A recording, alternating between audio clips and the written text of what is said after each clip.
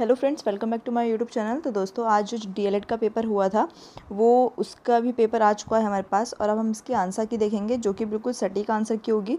अगर आपको किसी भी क्वेश्चन में कोई प्रॉब्लम होती है तो आप उसको कमेंट सेक्शन में कमेंट कर सकते हैं। ठीक है, तो चलिए शुरू करते हैं। फर्स्ट क्वेश्चन है, लोकसभा में अविश्वास प्रस्ताव प्रस्तुत करने के लिए कितने सदस्यों के समर्थन की आवश्यकता होती है। तो फर्स्ट का जो करेक्ट ऑप्शन होगा वो होगा 50 इस करेक्ट होगा। ठीक है, इसका डी राइट ऑप्शन होगा, फर्स्ट का डी राइट होगा। ठीक है, आगे देखिए, आगे है इसका सेकंड क्वेश्चन, केंद्रीय सतर्कता आयोग की स्थापना निम्न में से किसकी सिफारिश पर की गई थी। तो सेकंड का जो करेक्ट ऑप्शन होगा वो होगा डी, इसका करेक्ट होगा।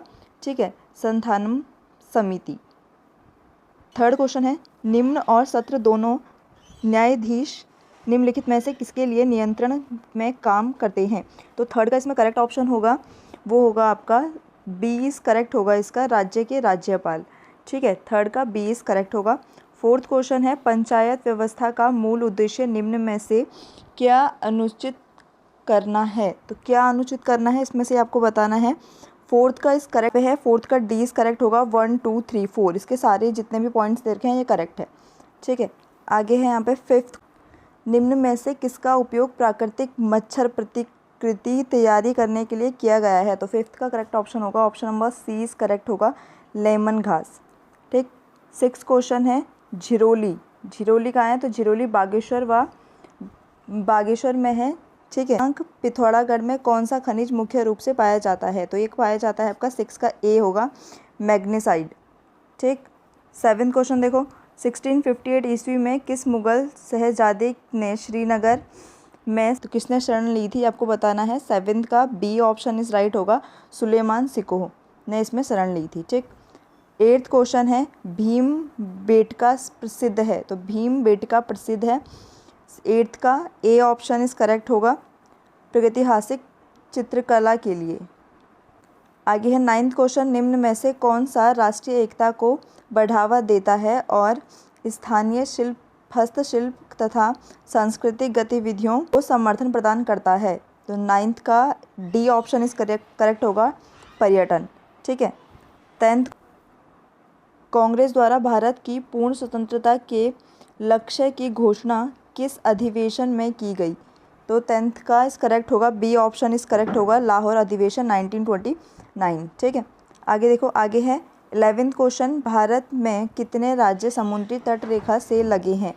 तो 11th का करेक्ट ऑप्शन होगा यहाँ पे बी इस करेक्ट होगा, 9 जो राज्य हैं वो समुद्री तट रेखा से लगे हैं।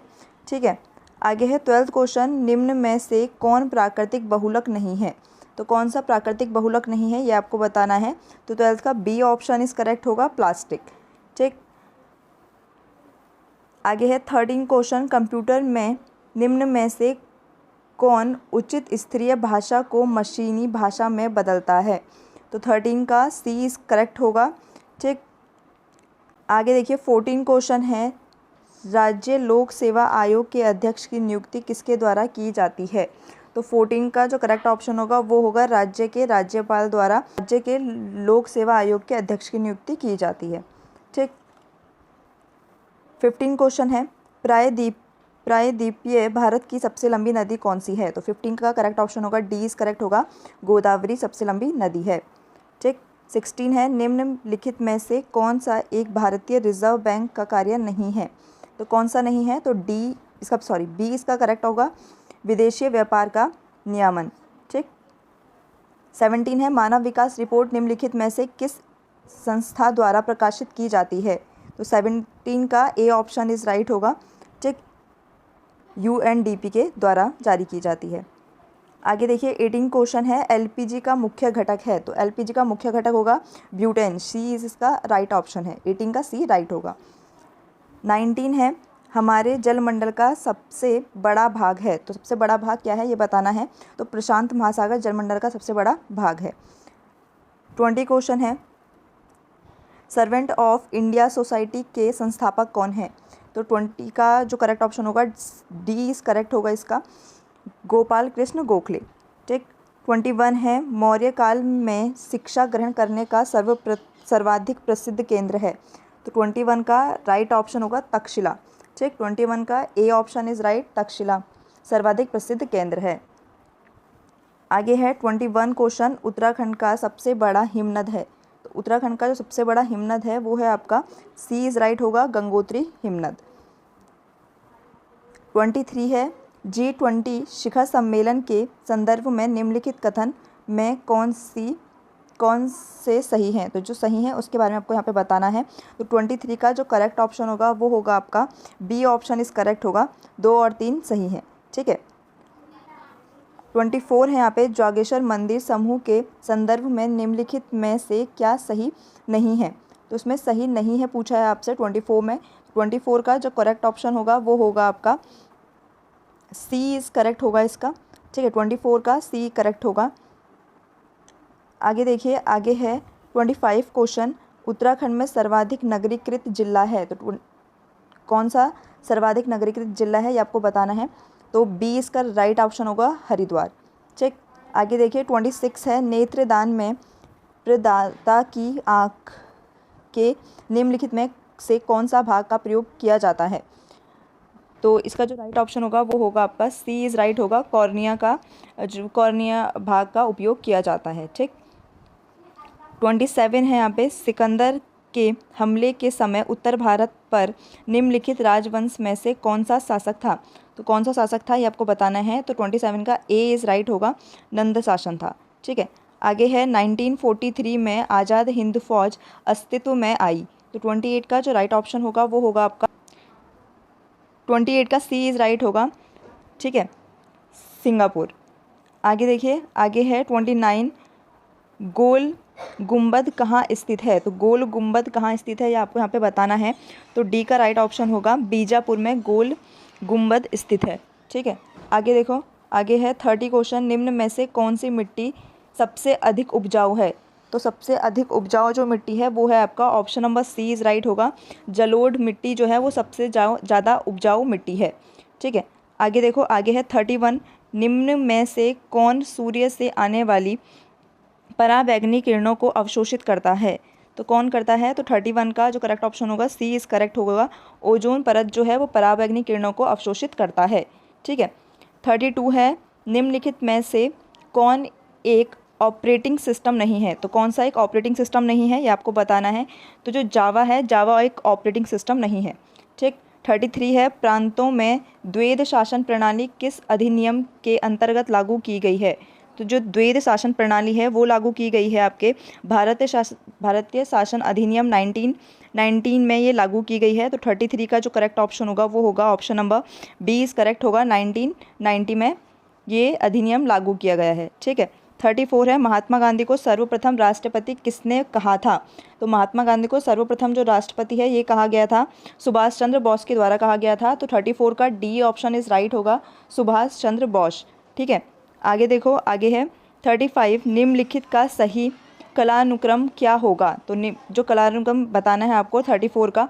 तो 34 का ए इज़ करेक्ट होगा, 2143। ठीक है, 34 का 2143। ये सारे ऑप्शन पढ़ने में काफ़ी ज़्यादा टाइम लगेगा और ये वीडियो काफ़ी लंबी हो जाएगी, तो इसलिए मैं खाली आपको यहाँ पे आंसर बता रही हूँ।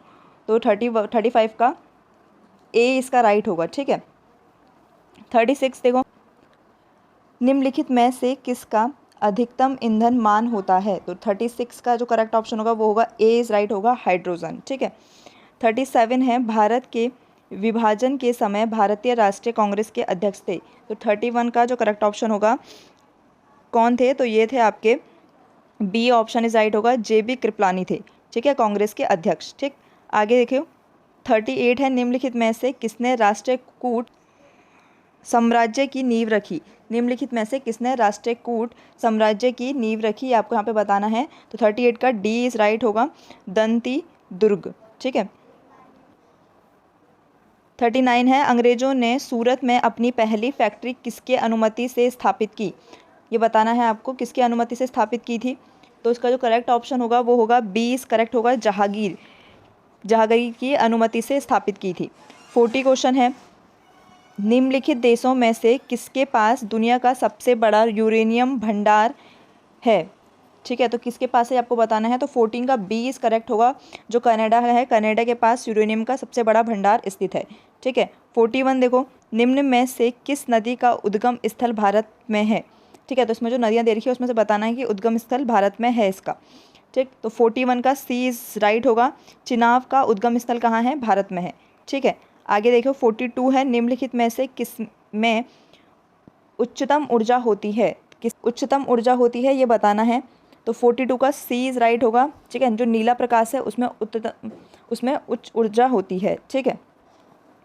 43 है, भारतीय संविधान के अंतर्गत निम्न में से कौन सा मूल कर्तव्य नहीं है?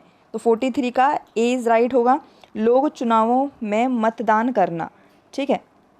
आगे देखिए 44 है, करों और सरकार काम काज के निर्वाह में हुई अन्य प्रांतों से संघीय सरकार को प्राप्त हुई समुच्चय राजस्व जमा करता है।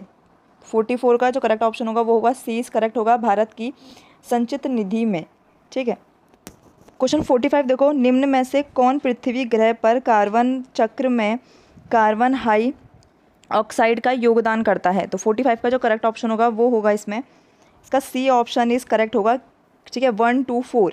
46 है, 95वें ऑस्कर पुरस्कार 2023 के बारे में निम्नलिखित में से कौन सा कथन सत्य है? ठीक है, सत्य कथन इसमें बताना है। तो 46 का जो करेक्ट ऑप्शन होगा बी इज़ करेक्ट होगा, 2 और 3, ठीक। आगे देखिए, आगे है 47 क्वेश्चन, विश्व प्रेस स्वतंत्रता दिवस मनाया जाता है। तो कब मनाया जाता है विश्व प्रेस स्वतंत्रता दिवस? तो ये मनाया जाता है 3 मई को, ठीक है। तो option number A is correct होगा 47 का। 48 है, खेलों के संबंध में निम्न में से कौन से कथन सत्य हैं? तो कौन सा कथन सत्य है ये आपको बताना है।